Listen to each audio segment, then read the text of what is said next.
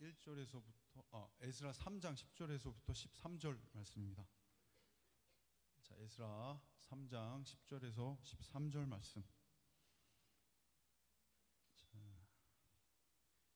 자, 우리 큰 목소리로 저와 함께 번갈아 가면서 읽어보도록 하겠습니다. 에스라 3장 10절. 건축자가 여호와의 성전에 기초를 놓을 때 제사장들은 예복을 입고 나팔을 들고 아삽 자손 레위 사람들은 재금을 들고 서서 이스라엘 왕 다윗의 규례대로 여호와를 찬송하되 화답하여 여호와께 감사하여 이르되 주는 지극히 선하심으로 그의 인자하심이 이스라엘에게 영원하도다 하니 모든 백성의 여호와의 성전 기초가 놓임을 보고 여호와를 찬송하며 큰 소리로 즐거이 부르며 제사장들과 레위 사람들과 나이 많은 족장들은 첫 성전을 보았으므로 이제 이 성전의 기초가 놓임을 보고 대성통곡하였으나 여러 사람은 기쁨으로 크게 함성을 지르니 백성이 크게 외치는 소리가 멀리 들리므로 즐거이 부르는 소리와 통곡하는 소리를 백성들이 분간하지 못하더라. 아멘. 500번 목사님 나오셔서 완성보다 시작을 이라는 제목으로 말씀 나눠주시겠습니다.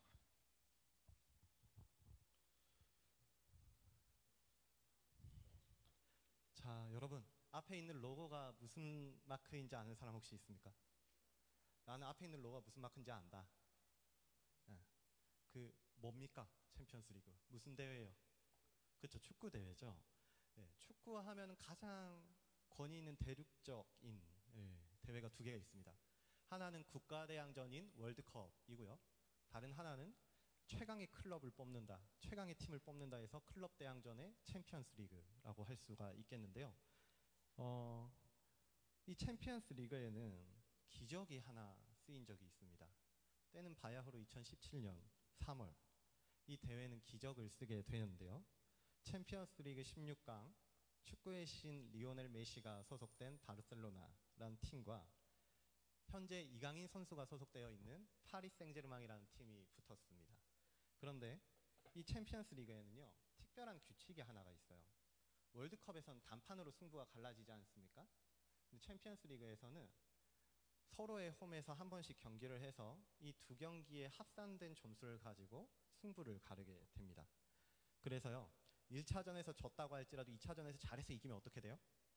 승부를 알 수가 없는 거겠죠. 그런데 문제는 메시가 속한 이 바르셀로나 팀이 16강 1차전에서 무려 4대 0으로 대패를 하고 말았다는 거예요. 챔피언스 리그 역사상 16강전에서 4대 0으로 1차전에서 패배를 했는데 그 뒤에 그 승부를 뒤집은 경우는 단 한 번도 없었습니다. 그러니까 바르셀로나가 이길 확률은, 바르셀로나가 8강에 올라갈 확률은 0%였다라는 것이죠. 그런데 여러분들이 보고 있다시피 경기의 결과가 어떻게 됐을까요? 0%였는데 그 일이 실제로 일어나고 말았습니다. 최종 결과는 합산 점수 6대 5로 바르셀로나가 파리 생제르맹을 꺾고 8강에 올라가게 되었어요. 이처럼 목사님이 이 경기를 보면서 너무 전율이 돋고 너무 소름이 돋고, 야, 이 새벽에 내가 끼어 있다니 이거는 주님의 은혜다. 이 경기를 직관을 하다니 이거는 하나님이 또 한 번 언젠가 설교 때 써먹으라고 주신 은혜다. 그런 생각이 그때 들었던 것 같아요. 그때 열심히 막 새벽 기도를 가고 있었는데 딱 그걸 끝나고 새벽 기도를 갔던 것 같거든요. 그런데요, 이처럼 세상을 살아가다 보면은 우리는 정말 기적 같은 일들을 마주하게 될 때가 있는 것 같습니다. 0%의 확률도 숫자에 불과하다는 듯 온몸에 전율이 돋는 그런 일들이 일어날 때가 있는 거죠. 오늘 본문도 마찬가지예요. 지금 우리는 에스라서를 큐티를 하고 있어요. 그렇죠? 근데 이 에스라서 하기 전에 우리가 무슨 큐티를 했는가 보면은 10월까지 우리는 역대하라는 성경을 큐티를 했습니다. 그리고 에스라라는 성경을 끝내고 나면은 이제 느헤미야라는 성경을 큐티를 하게 될 거거든요. 근데 이 에스라라는 성경을 보니까요, 이 전까지 역대하가 마지막에 끝날 때는 굉장히 절망적인 분위기로 끝이 났거든요. 패배와 절망이 가득한 것 같습니다. 왜냐하면은 그 분위기 속에는 예루살렘은 망해버렸고 이스라엘 백성들은 포로로 잡혀가고, 그리고 자기들이 믿고 그렇게 신뢰하고 그렇게 내세우던 성전이라는 것, 자기들의 자존심과도 다름없던 그 성전은 다 무너져 버렸기 때문입니다. 그토록 강성했던 다윗 왕국이 역사 속으로 사라지게 되고 말았던 거죠. 모든 것이 끝이 났고요. 더 이상 이 나라는 회복할 수가 없을 것처럼 여겨지는 거예요. 그런데 그 0% 같던, 그 0% 같던 회복의 그 순간이요, 아직도 끝나지 않았다는 겁니다. 오늘 본문인 에스라를 보면은 모두가 포기한 것 같은 순간에 하나님의 역사가 시작되는 거죠. 에스라서 1장 1절을 한번 보시겠습니까? 에스라서 1장 1절. 하나님은 먼저 고레스 왕의 마음을 만지셔서 대반전, 대역전의 시작을 이렇게 말씀하고 계시는데요. 에스라서 1장 1절 목사님 한번 읽어볼게요. 바사왕 고레스 원년에 여호와께서 예레미야의 입을 통하여 하신 말씀을 이루게 하시려고 바사왕 고레스의 마음을 하나님이 감동시키셨다고 그럽니다. 그리고 2절, 바사의 왕입니다. 이스라엘 왕이 아니에요. 이방인의 왕입니다. 하나님 믿지 않아야 하는 게 정상인 것 같은 이방인인 바사, 페르시아의 왕이에요. 그 바사왕 고레스는 말하노니 하늘의 하나님 여호와께서 세상 모든 나라를 내게 주셨고 나에게 명령하사 유다 예루살렘의 성전을 건축하라 하셨나니 이스라엘의 하나님은 참 신이시라. 교회 다니는 사람이 고백하는 게 아니에요. 스님이 이런 고백을 한다고 생각해 보십시오. 이상하지 않습니까? 그런 느낌이란 말이에요. 지금 이스라엘의 하나님은 참 신이시라. 너희 중에 그의 백성된 자는 다 유다 예루살렘으로 올라가서 이스라엘의 하나님 여호와의 성전을 건축하라는 겁니다. 아니, 하나님을 믿는 게 이상한 사람이라니까. 스님을 보고 당신 가서 저기 성교 나가고 교회를 개척하십시오, 이렇게 하나님 얘기를 주셨다고 스님의 입술을 통해서 지금 말씀이 기록되어 있다고 생각하면 이게 너무 이상하지 않습니까? 이상한 상황이란 말이에요. 이처럼 하나님 백성들의 이야기는요, 모든 게 끝난 것 같은데 하나님 백성들이 차마 미처 생각하지 못했던 방식으로 하나님 일을 하기 시작하시는 거예요. 포로로 잡혀있다 할지라도 그들에게는 하나님이 일하시기 때문에 아직도 여전히 후반전이 기대가 되고 소망이 되었던 것이죠. 그래서 이스라엘 백성들은 하나님이 일하신 가운데 고레스의 조서와 예루살렘 가서 성전 건축해라 하셨던 고레스의 조서와 각종 폐물과 성전의 기물들을 가지고 예루살렘으로 돌아오게 되는 거예요. 그러면 후반전이 시작된 이스라엘 백성들은 이 경기를 승리로 이끌기 위해서 어떤 일들을 하고 있는지 우리가 오늘 에스라서 3장 본문을 통해서 한번 살펴보도록 하겠습니다. 자, 후반전을 승리로 이끌기 위해 이스라엘 백성들이 한 것 첫 번째, 그것은 바로 예배의 우선순위를 지키는 거였어요. 에스라서 3장 1절을 한번 보실래요? 에스라서 3장 1절입니다. 이스라엘 자손이 각자의 성읍에 살았더니 7째 달에 이르러 일제히 예루살렘에 모였다고 합니다. 그런데 이들이 모여가지고 제일 먼저 한 거, 그게 뭐였는가 보니까 2절입니다. 에스라서 3장 2절. 요사닥의 아들 예수아와 그의 형제 제사장들과 살디엘의 아들 술바벨 그의 형제들이 다 일어나, 많은 사람들이 있었나 봐. 다 일어나 이스라엘 하나님의 뭘 만들고? 제단을 만들고 하나님의 사람 모세 율법에 기록한 대로 뭘 했다는 겁니까? 제사를, 번제를 그 위에서 드리려고 했다는 겁니다. 이게 무슨 말이냐면은 예배를 드렸다는 거예요. 하나님 앞에 나아가서 하나님 원하시는 제사, 그 예배를 드렸다는 겁니다. 그런데 3절을 보니까 이 형제들뿐만이 아니라 나라의 온 무리가 모든 나라 백성을 두려워했대요. 주변에 적국들이 있었겠죠. 주변에 적국들이 있으니까 먼저 무엇인가를 해야겠다는 그 두려움 때문에 자기의 안위에 대한 그 걱정과 두려움 때문에 무엇인가를 해야겠다는 생각들이 들었을 거란 말입니다. 근데 그 두려운데 무엇을 하냐? 제단을 그 터에 세우고 그 위에서 아침 저녁으로 여호와께 똑같이 번제를 드렸다는 거예요. 성벽이 아직 만들어지기 전입니다. 집도 아직 지어지지 않았거든요. 그렇다면 이들에게 있어가지고 성벽이나 집보다 더 중요하게 여겨졌던 것은 바로 예배의 자리였던 것입니다. 왜냐하면 이들은 하나님의 나라가 참된 회복을 이루기 위해 가지고 필요한 게 있는데 그것은 정치나 경제의 외적인 어떠한 것으로부터 일어나는 게 아니라, 성적이 더 잘나서 그렇게 이 회복이 일어날 수 있는 게 아니라, 이 예배의 회복은, 이 성전의 회복은, 이 나라의 회복은 바로 예배로부터 일어난다는 사실을 믿었기 때문입니다. 이것이 바로 후반전을 승리로 반전시키는 이스라엘의 비법이었던 것이죠. 그들도 두려웠을 거예요. 어떻게 안 두려웠을 수가 있습니까? 주변에 위험이 산적해 있거든요. 적대적인 민족들이 있고요. 성벽이 무너져 있습니다. 심지어 정치나 체계조차 세워지기 전이기 때문에 언제 어디서 적군이 들이닥칠지 모르고요. 언제 어디서 맹수들이 또 들어와서 사람들을 괴롭힐지 모릅니다. 그러니까 더 두렵고 더 긴장이 되는 거죠. 그러나 이들은 알았던 거예요.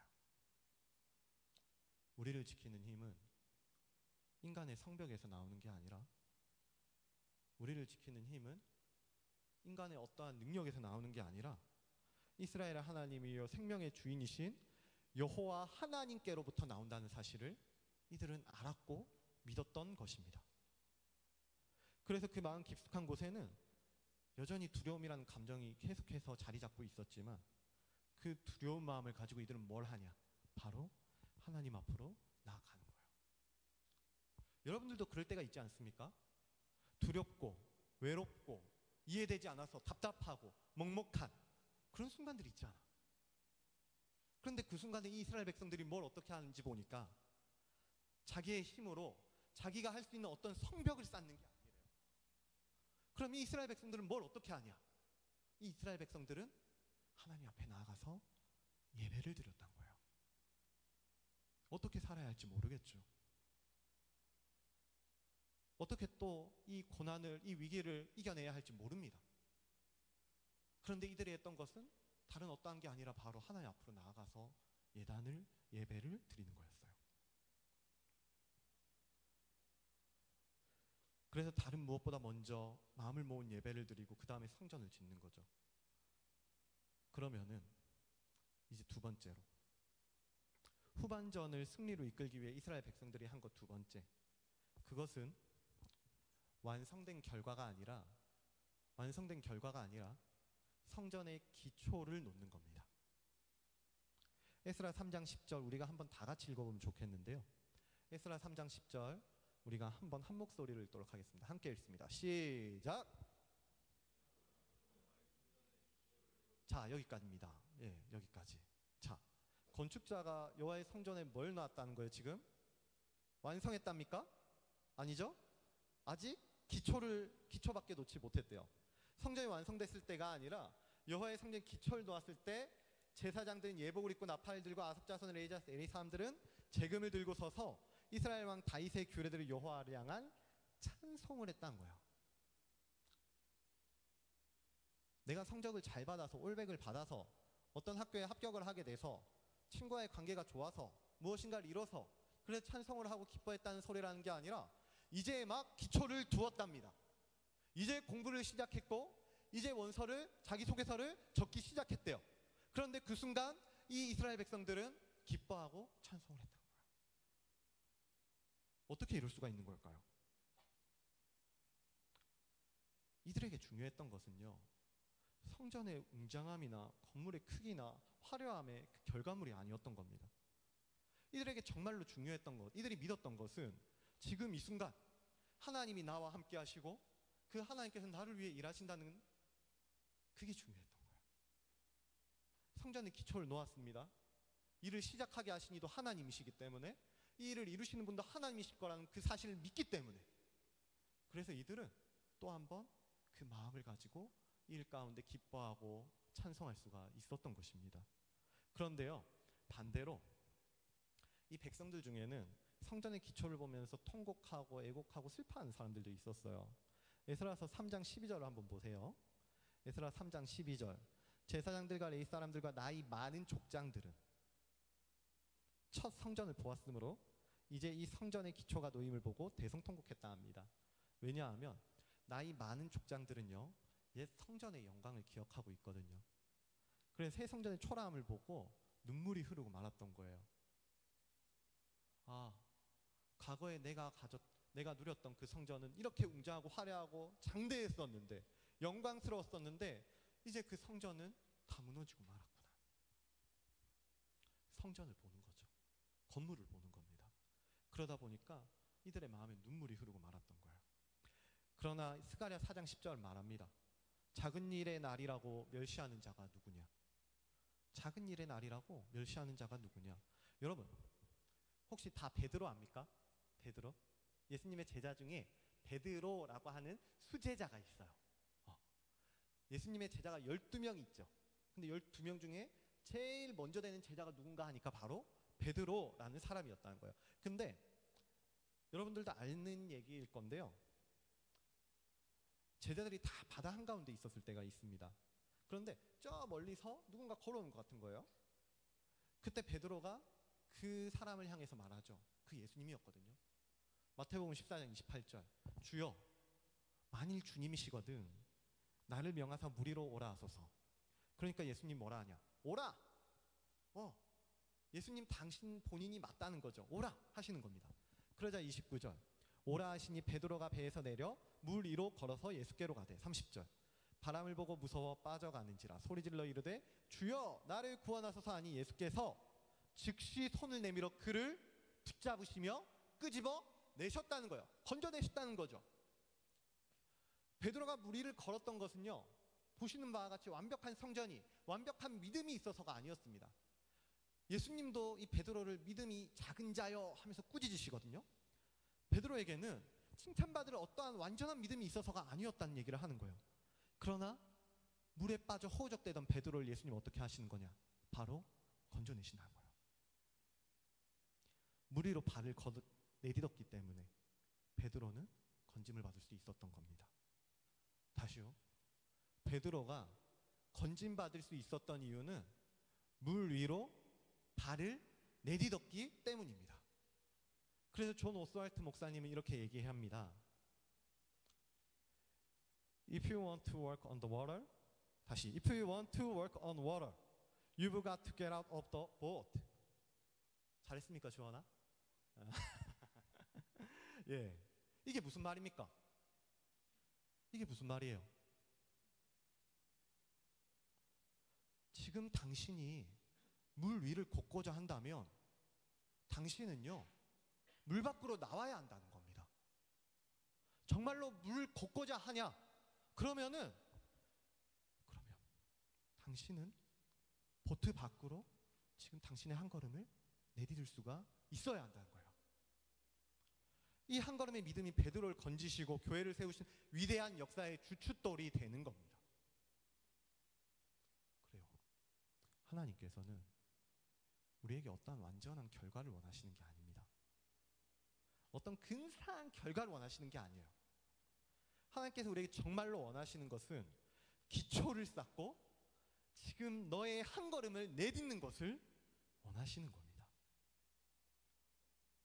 아무것도 없는 폐허 속에서 또는 거친 바다 가운데에서 무엇인가 결과를 내는 건 절대 쉬운 일이 아닙니다. 그러나 괜찮습니다. 왜냐? 하나님 우리에게 원하시는 것은 기초를 쌓고 한 걸음을 내딛는 그 작은 믿음을 보시기를 원하시는 거거든요. 오늘 우리도 마찬가지입니다. 우리의 성전이 무너지고 그래서 위태롭고 답답해서 어려울 수 있습니다. 그리고 이 무너진 것들의 회복이요, 여전히 더딘 것 같아가지고 마치 제자리를 맴도는 것처럼 아무 변화도 없는 것처럼 노력을 했는데 애썼는데 발버둥 쳤는데 어떤 변화도 없는 것처럼 그렇게 느껴질 수도 있습니다. 그런데요, 지금도 하나님 일하시고 지금도 세워가시고 지금도 우리를 베드로처럼 건져주신다고 한다며, 그래서 우리가요, 하나님께서 나를 위해 일하신다는 그 사실을 정말 진심으로 내가 믿는다고 한다면 하나님께서는 이 무너진 성전 위에 하나님의 도성을 세우실 것을 믿습니다. 그게 우리의 믿음인 거예요. 하나님께서는요, 여러분들의 그 작은 믿음을 원하시는 거예요. 완전한 걸 원하시지 않습니다. 어떻게 우리가 완전할 수가 있겠어요? 우리는 완전할 수가 없거든요. 근영이 하나님 앞에 완전한 믿음을 내어드리고 있다고 그렇게 얘기할 수가 있겠습니까? 안 되거든요. 우리는 목사님도요, 앞에서 뭔가 있는 것처럼 당당하게 이렇게 얘기를 하고 있기는 한데요, 목사님도 하나님 앞에 당당한 믿음을 내어드릴 수 있었던 적이 단 한 번도 없었던 것 같아요. 그런데 그럼에도 불구하고 이 자리에서 이렇게 얘기를 하고요, 여러분과 말씀을 나누고 또 한 번 기도를 하고 이렇게 강단히 설 수 있는 이유는 뭐냐면은, 하나님께서 목사님께 원하시는 것은 완전한 믿음을 원하시고 화려하고 근사하고 어디든지 내세울 수 있는 그런 믿음을 원하시는 게 아니라 이 성전의 기초 같은 아주 작은 믿음, 그 시작하는 믿음을 원하시기 때문에 그렇습니다. 그래서 저는 지금 이 순간도 이 자리에 여러분들 마주하고 있을 수가 있는 거예요. 사랑하는 여러분, 혹시 우리 가운데 마음이 아직 답답한 사람들이 있습니까? 무너진 마음과 관계와 무너진 예배와 열정과 그리고 무너진 일상 때문에 혹시 가슴 한켠이 먹먹하고 답답한 사람들이 있습니까? 그러면은 오늘 이 시간 그 기초를 쌓고 시작할 수 있으면 좋겠습니다. 완성하려고 보면 부담스럽죠. 그 완성의 그 화려함과 큰 걸 보고 있으면 먹먹하고 눈물이 나고 답답합니다. 근데 하나님 여러분들에게 그걸 원하시지 않으세요. 하나님은 여러분들에게 원하시는 것은요, 시작해라고, 기초를 쌓으라고, 그러면 하나님께서 여러분들을 위해서 일하실 것이라고, 그 말씀을 주고 계시는 거예요. 성전이 없어도 괜찮습니다. 완성되지 않아도 괜찮습니다. 왜냐하면 하나님은 완벽한 성전 원하신 분이 아니라 여러분들의 성전의 기초를 원하시는 분이기 때문에 그렇습니다. 그러므로 우리가 이번 한 주 또 살아갈 때요, 이렇게 기도하는 마음으로 한번 살아가 보면 좋을 것 같습니다. 주님, 제가요 완벽한 성전만 바라보다가 시작조차 하지 못했던 것 같습니다. 그런데 이제는 한번 시작해보고 싶고 또 한번 자리에서 일어나 보고 싶습니다. 다시 일어나서 주님을 보고 주님을 예배하고 이 성전의 기초를 쌓아보고 싶습니다. 그 순간이 바로 지금 여기서부터 시작되면 좋겠습니다. 그러니 성전의 완성이 아니라 성전의 기초를 보고도 기뻐할 수 있는 믿음을 허락해 주세요. 제게도 이스라엘 백성처럼 그 성전의 기초를 보고 기뻐하고 찬송할 수 있는, 감사할 수 있는 믿음을 허락해 주세요. 이렇게 고백할 수 있는 우리 중등부 친구들이 모두 될 수 있으면 좋겠습니다. 그래서 우리 주님이 회복시켜 주시는 그 회복의 역사, 기적의 역사를 마음껏 누리고 만끽하는 한 주가 될 수 있기를, 그렇게 또 한 번 성전이 세워져 가는 것을 발견할 수 있는 우리 수연이 아라가 될 수 있기를 예수님의 이름으로 간절히 소원하고 축복합니다. 자, 우리 이 시간 함께 또 찬양해 볼 텐데요, 모두 자리에서 일어납시다.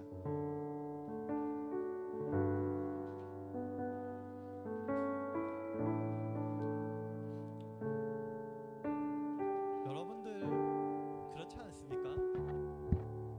우리가 막 열심히 살아가는데 막 이렇게 맨날 뭔가를 하는 것 같은데 답답하고 잃어버리고 또 상실하고 끊어지고 무너지고, 그래서 눈물이 나고 슬프고 어렵고 어떻게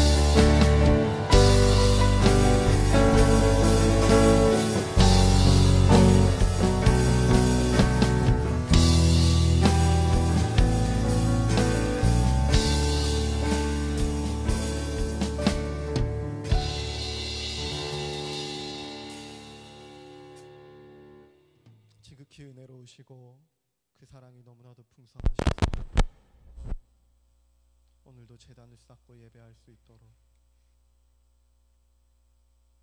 우리를 회복의 시간으로, 기적의 시간으로, 시작의 시간으로 이끌어주시는 하나님 감사를 드립니다. 이 시간 무너진 자리 허물어진 마음과 삶의 영역을 가지고 나왔습니다. 그 작은 마음을 가지고 나왔사오니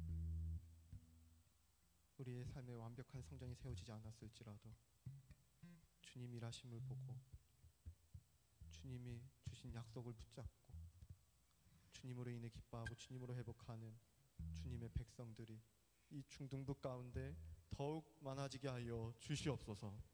그래 주님 일하심을 계심을 더 크게 찬양하게 하시고 더 신뢰케 하여 주셔서 혹여 우리 가운데 상처 입은 마음들이 있다면 그 땅을 회복케 하시고 치유케 하시고 기초뿐인 성전을 완성시켜 가시는 기적의 역사도, 반전의 역사도, 승리의 역사도 보게 하여 주시옵소서. 이제는 우리 주 예수 그리스도의 은혜와 하나님 무궁하신 사랑과 성령님의 감화감동 교통하심이 주님을 신뢰하고 더 신뢰하며 무너진 성전 가운데 기초를 쌓기를 원하는 우리 중등부 학생들과 모든 선생님들 머리 위에 이제로부터 영원토록 항상 함께 있을지어다.